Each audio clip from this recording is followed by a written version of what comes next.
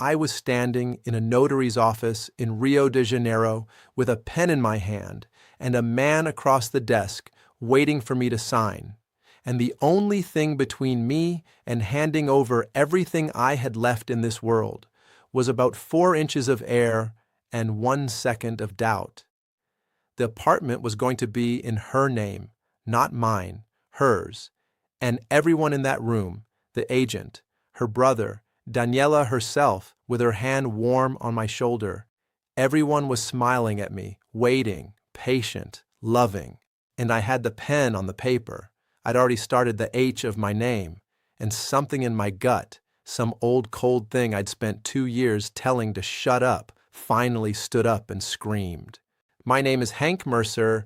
I'm 68 years old. I'm from Buffalo, New York, and for 26 years I worked as a corrections officer, which is a job that teaches you one thing above all others: how to read people, how to know when a man's lying to you through a smile. I was good at it. I could spot a con across a cell block. So, how a man like me ended up in that notary's office, about to sign his whole life away to a woman half his age and a family he'd known for 4 months. That's the story I have to tell you, and I've never told it straight to anyone because the shame of it sits on me even now. If you're an older man and you've been alone longer than you'd admit to your own brother, and somewhere out there a beautiful younger woman has started telling you that you're the one, I need you to stay with me to the very end of this. Because I came an inch, 1 single inch, from losing everything. And the only reason I didn't is the thing I'm going to tell you, and it might be the thing that saves you. But let me back up, because you can't understand how a careful man gets careless until you understand the silence I was living in. Sandra and I were married 31 years. She was my whole life.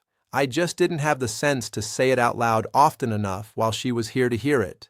We never had kids, it just never happened, and after a while we stopped talking about it and became enough for each other. She was the warm one. I was the one who came home from a shift with the weight of that place on me and didn't say much, and she just put a hand on my back, and that was enough. 31 years of that. She died of a stroke, fast. No warning, no goodbye. I came home from a double shift, and she was on the kitchen floor, and that was it. That was the end of my whole world, between one shift and the next. 64 years old, and just like that, I was a man rattling around a house in Buffalo with her reading glasses still on the side table where she left them. I couldn't move them. They're still there. People think grief is loud. It isn't. Not after the funeral's over and everyone's gone back to their own lives. It's quiet.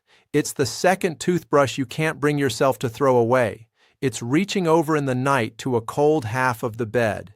It's cooking for 2 out of 31 years of habit, and then sitting there staring at a plate of food you made for a woman who's never coming to the table again. I'd go whole days in that house in Buffalo without saying a single word out loud, and then the phone would ring and my own voice would come out cracked and strange because I hadn't used it. I stopped going to the diner where Sandra and I had breakfast every Sunday for 20 years because I couldn't stand the way the waitress's face changed when I walked in alone. That's the man I was when the message came. That's the empty tank. And here's the thing nobody tells you. An empty tank doesn't make a man stupid. It makes him hungry. And a hungry man will swallow a beautiful lie whole just to feel full for one more day. I did that for almost 4 years. Buffalo winters, the kind that bury your car and your spirit in the same gray week. I'd retired by then, so I didn't even have the job to drag me out of bed. My buddies from the prison, we'd get a beer now and then, but they all had wives to go home to, and I'd drive back to that quiet house and sit in my chair and feel myself going out like a pilot light. On paper, I was fine. Pension, the house paid off, Sandra's life insurance sitting in the bank. But a man can be fine on paper and be dying a little every single day, and I was. It was my own loneliness that opened the door. I won't pretend it was anything nobler than that. I started spending my nights on the computer, first just the news, then those Facebook groups, expats and travel and retire overseas. And somewhere in there, a message came in from a woman with a profile photo that stopped me cold, Daniela, from Rio de Janeiro. She said she'd seen a comment I left in one of those groups and thought I seemed kind. Kind. Nobody had called me anything in 4 years. I told myself I was just being friendly. We're both grown adults, I thought. Where's the harm in a little conversation? But a little conversation became the first thing I reached for in the morning and the last thing I checked at night. She remembered everything. Sandra's name, the prison, my bad knee, that diner. She'd write, "Did you sleep, Hank? You said your knee hurts when it rains. Do you understand what that does to a man nobody has worried about in 4 years?" She sent voice notes.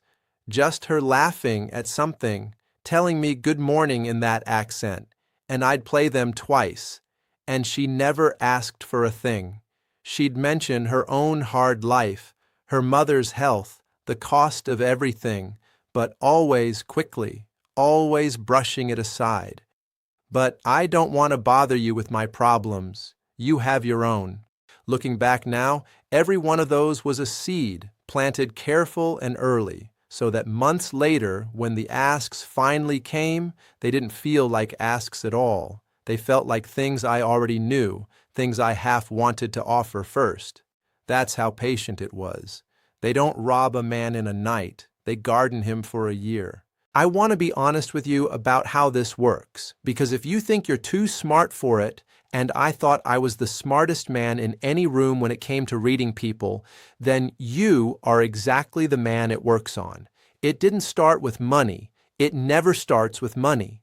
It started with attention. She messaged me good morning every single day. She wanted to know about my day, my Sandra, my whole life. She'd send me a photo of the sunset over the ocean and say she wished I were there to see it with her. She was 34 years old, and she was beautiful, and a smarter, colder part of me knew exactly how that looked. And I drowned that part out, because the warmth felt so good after 4 years of that frozen silence that I would have paid anything, believed anything, to keep it coming. We talked for months before I ever said the word visit. Months. That's part of it too, the patience. She never rushed me. She'd even tell me to slow down, that she didn't want me to think she was after anything, which of course only made me trust her more. By the time I booked that flight to Rio, I was not a 68-year-old man going to meet a stranger. In my own head, I was a man going to meet the woman who'd brought me back to life. And you cannot warn a man like that. I know, because people tried. My brother Dave sat me down before I left. He said, "Hank, you're a smart guy. Run the math on this. A 34-year-old knockout in Brazil, messaging a 68-year-old retired CO in Buffalo every morning. What does that look like to you?" And I got angry at him.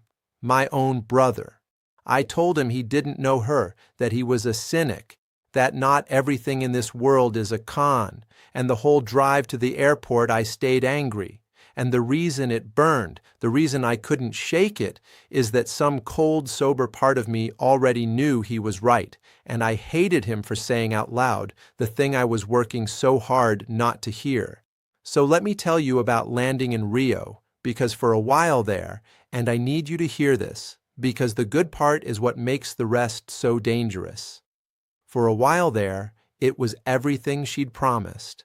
You come down through the clouds, and there's the ocean going out forever, and those green mountains shoving straight up out of the middle of the city, and that statue with his arms thrown open on the hill, and something in your chest that's been dead for years just sits up and gasps. And then you come out of that airport into the heat and the noise, and she was there, Daniela, real, in front of me, more beautiful than the photos, and she ran, actually ran, across that terminal and threw her arms around me and cried, and I stood there in the middle of a Brazilian airport, this big gray widower from Buffalo, and I cried too.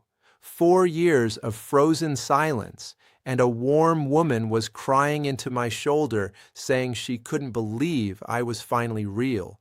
You tell me how a man's supposed to keep his head in a moment like that. I couldn't. I didn't. The first weeks were a honeymoon, and I mean that as a warning, not a brag. She'd rented us a little place in a neighborhood called Botafogo, and she showed me her Rio, the boardwalk at Copacabana at dawn, the little places where the food is cooked right, the back lanes of Santa Teresa, the sunset from a rock called Arpador, where the whole crowd claps when the sun goes down behind the mountains. Every single evening, a whole city clapping at the sky, and her arm through mine. I felt 30 years younger. I felt chosen. After a career spent being lied to by the best liars God ever made, I felt, for the first time in my life, like I'd finally found the one true thing. I want to give you one more scene from those weeks because it's the one that truly did me in. We were up on that rock at Arpador one evening, the whole crowd waiting for the sun to drop, and a barefoot street kid was working the crowd selling little bags of candy. And Daniela bought the whole tray off him, the entire thing, and handed the candy back out to the children sitting on the rocks. And she didn't look at me to see if I was watching. She didn't make a show of it. She just did it, quiet, while the sun went down behind the mountains. And I stood there and thought, that is the kindest thing I have ever seen. And this woman chose me. I have turned that one moment over 1,000 times since. Was it real? Was it staged for the old gringo who was pretending not to watch? I will never know, and that's the deepest cruelty of the whole thing. They don't just take your money, they take your ability to trust your own eyes ever again. But in that moment, on that rock, with that sunset and that woman, I would have signed anything you put in front of me. And somewhere, somebody knew that. And then she said she wanted me to meet her family. And God help me, I was honored. They lived up in the North Zone, up a steep, narrow lane in a tight-packed community, the kind of place the news back home would have slapped one ugly word on and gotten completely wrong. Because what I found up there wasn't fear. It was a tiny house bursting with people and food and noise and music. Her mother, Dona Sonia, grabbed my face in both her hands and said something fast and warm, and Daniela laughed and translated, "She says you have a good face, an honest face. She says you will be family." Her brother, Marcon, a big friendly guy, clapped me on the back and called me Tio, uncle, and poured me a beer before I'd even sat down. They fed me until I couldn't move. They sang. There were kids everywhere, and they all called me Tio by the end of the night, and I drove back down that hill.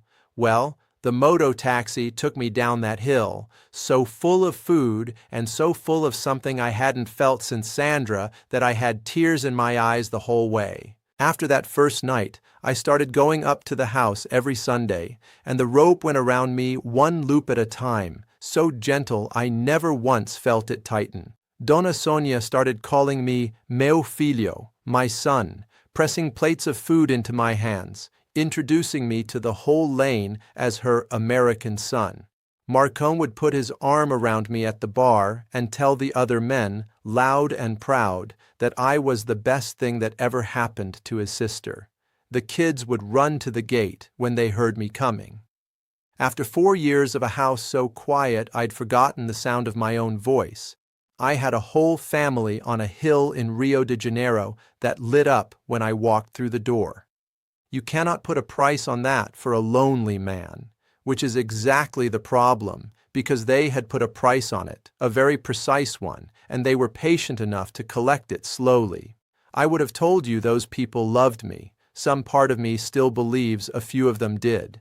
And that's what makes this thing so impossible to see coming. The cage is built out of real warmth. That's the picture I need you to hold. Me, grinning like a fool at that table, a 26-year veteran of reading liars, completely and totally home, because I didn't see Dona Sonia's medicine lined up on the shelf. I didn't catch the look that went around the room when Marco mentioned, just casually, the Americano who'd sold his house. I didn't notice that every warm question about my life circled back, gently, always gently, to what I had and what I'd left behind. I didn't see any of it, because I'd come to Rio to stop being alone, and a man that lonely will walk straight off a cliff as long as the cliff is warm and someone he loves is holding his hand. The first time Daniela asked me for money, she cried, and it was so small and so reasonable that saying no would have made me a monster. But that's where the real story starts. So stay with me, because everything I just told you, the airport and the clapping and the family on the hill, all of that was the setup. What they did with it is the part I came here to warn you about.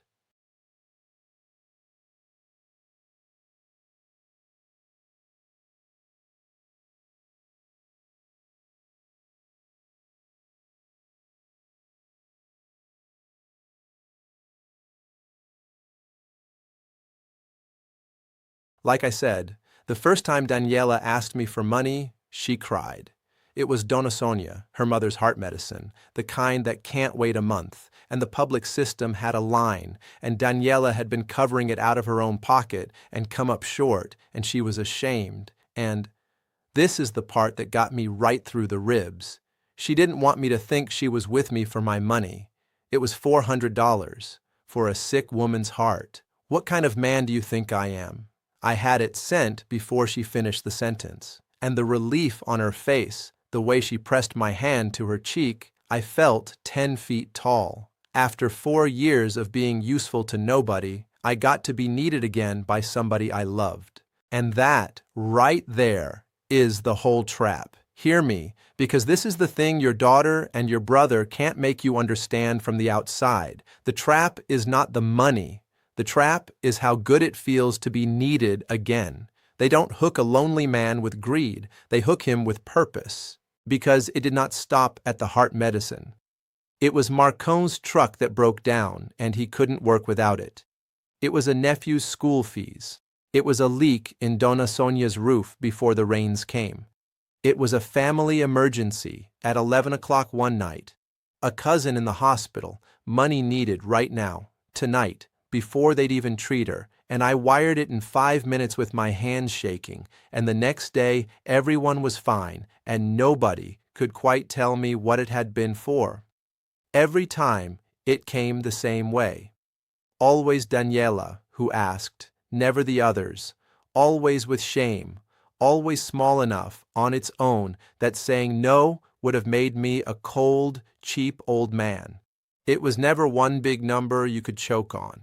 It was 100 small cuts, and every single one came wrapped in love. And my old instincts, the ones that read men across a cell block for 26 years, they did twitch.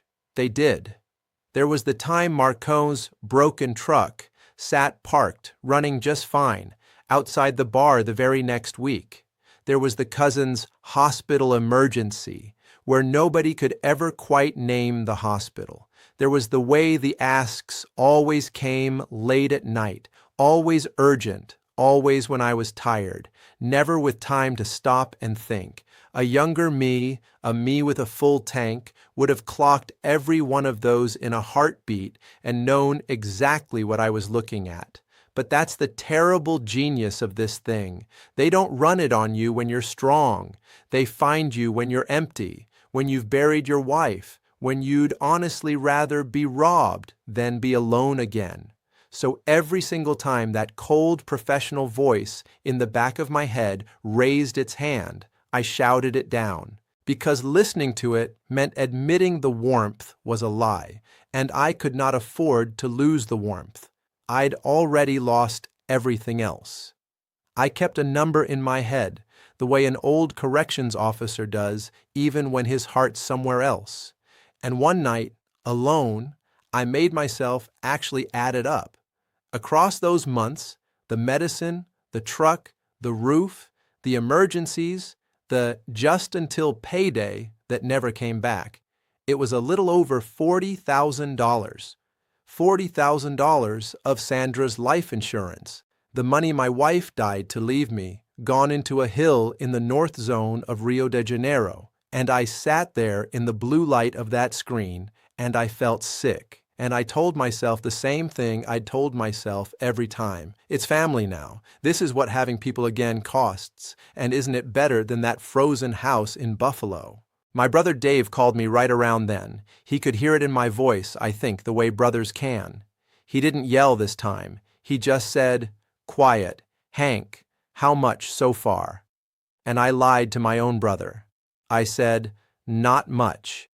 And there was a long silence on that line, the kind that's louder than any argument. And then he said, "Come home for Christmas. Just come see your family for a week, and then go back if you still want to." And I told him I'd think about it. And I didn't, because going home for a week meant a week away from Daniela, and by then I could not stand to be away from her for a single day. That's how deep I was. A grown man, a smart man, a man who'd have bet his life he could never be fooled, lying to his own brother to protect the very people who were robbing him. If you're listening to this and you recognize even a piece of yourself in that, the lying, the defending them, the can't stand to be away from her, then I'm talking straight to you right now. Stop. Just for one day, stop and call somebody who loves you and tell them the truth about the money. The truth, said out loud to someone who loves you, is the one thing this whole machine cannot survive. And then they brought up the apartment. And this is the part I most need you to hear, because this is where they stopped taking my money in pieces and went for all of it at once. It started as a dream, the way these things always do. Daniela and I were going to build a real life, so why keep paying rent? Why not buy a place, our place, somewhere we'd grow old together? And I loved that. I wanted that more than I've wanted anything since Sandra. So we started looking, and we found it. A good apartment, nothing fancy, in a decent neighborhood, with a little balcony where you could just see a strip of the bay. $250,000, more or less, after the exchange. Nearly everything I had left in this world after the $40,000 that had already bled away. But it would be ours, and I'd have a home and a woman who loved me, and a family. So I said yes, and then Daniela explained very gently, with her hand on my arm, the way you'd explain something to a child, that of course the apartment would have to be in her name, because, and she said this so kindly, so patiently, foreigners aren't allowed to own property in Brazil. It's in the Constitution, she said. A gringo can't hold the title. Everybody knows this. So we'd put it in her name, and that way it was protected. And it came to the same thing, because we were going to be married, weren't we? And Marcon nodded along, and the real estate agent they'd brought nodded along, and it all sounded so reasonable, and they were all looking at me with so much love. Now I want to stop the story right here, because this lie is the one that wrecks the most foreigners, and I need you to write it down. Daniela was lying. Flat out. A foreigner absolutely can own property in Brazil, an apartment, a house, in his own name, free and clear. It is not against any constitution. There was no legal reason on God's green earth that apartment had to be in her name instead of mine, or both of ours. The only reason to put a foreign man's life savings into a younger woman's name alone, when the law lets him hold it himself, is so that when the relationship ends, and they always plan for it to end, he walks away with nothing, and she walks away with a $250,000 apartment. That's it. That's the whole machine. But I didn't know that yet. I believed her. So we set a date at the notary's office to make it official, and I lay awake the night before, and I should have been happy. I was about to buy a home with the woman I loved, and instead, there was that old cold thing in my gut that I'd spent 2 years telling to shut up, and that night, it would not shut up. So I did the one thing my 26 years had drilled into me. the thing I'd been too in love to do for 2 years. I checked, quietly. I had a number for an American fellow I'd met at the Boteco down the street, a retired lawyer who'd lived in Rio 15 years, and I called him that morning before the appointment, just to ask one question.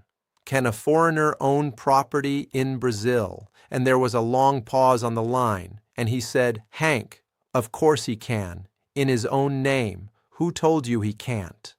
And the floor of that little apartment tilted right under my feet.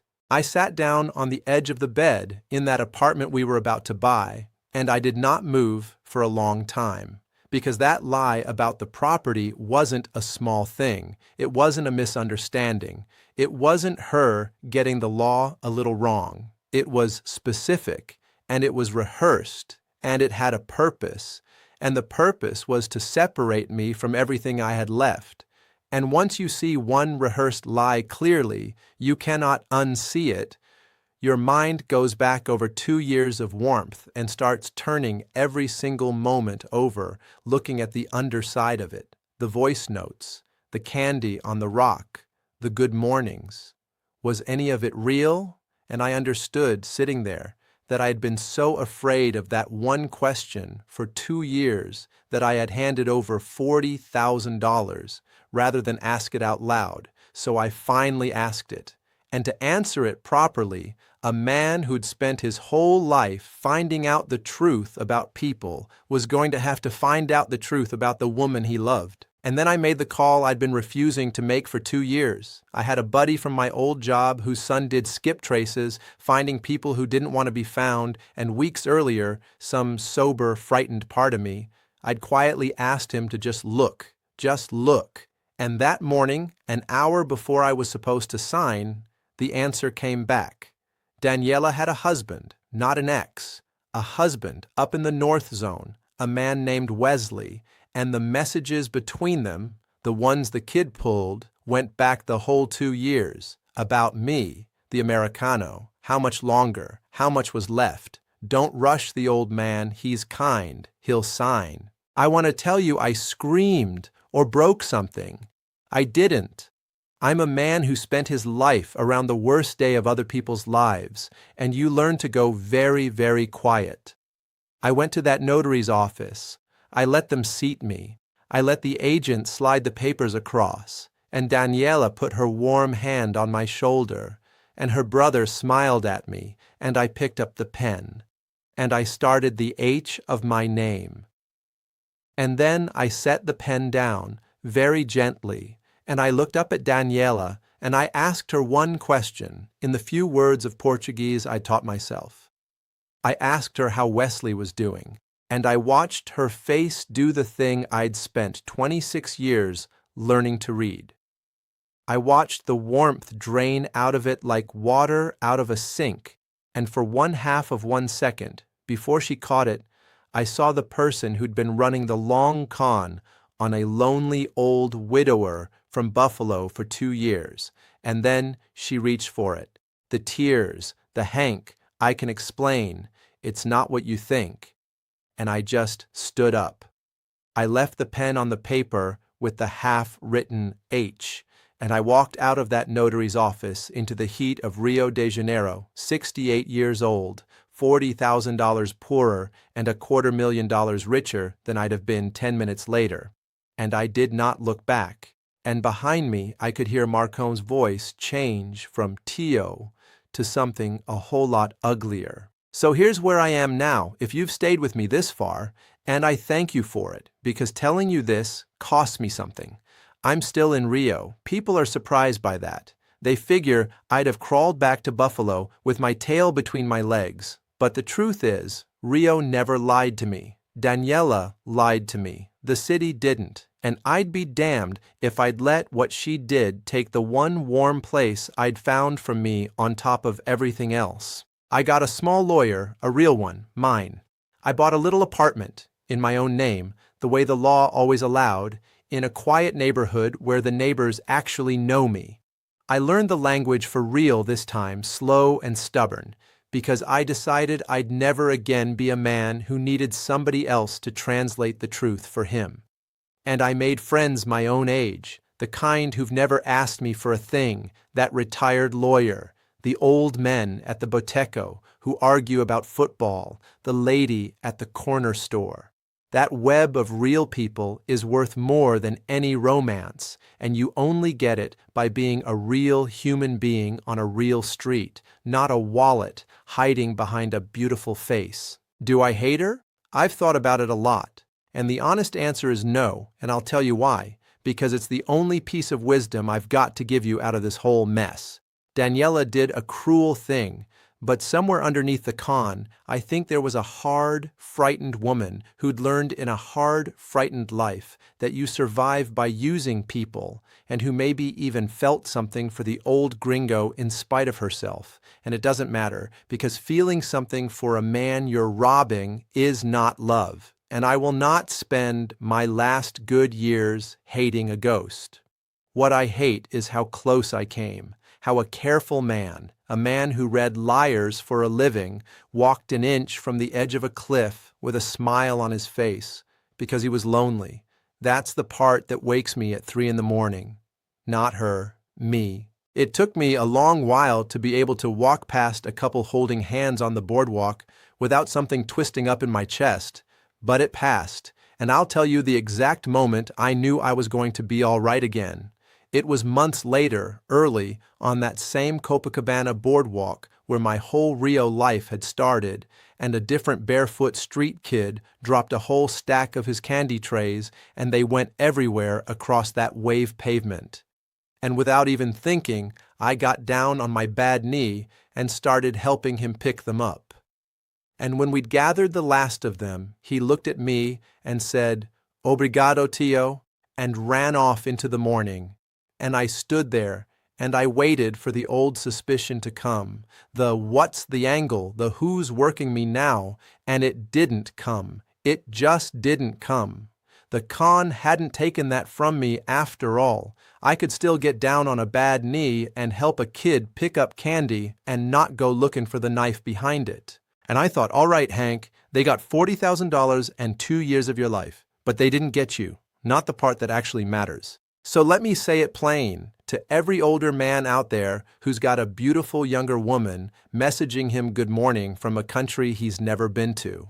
I am not telling you love can't be real, even across an ocean, even with an age gap, even in Rio de Janeiro.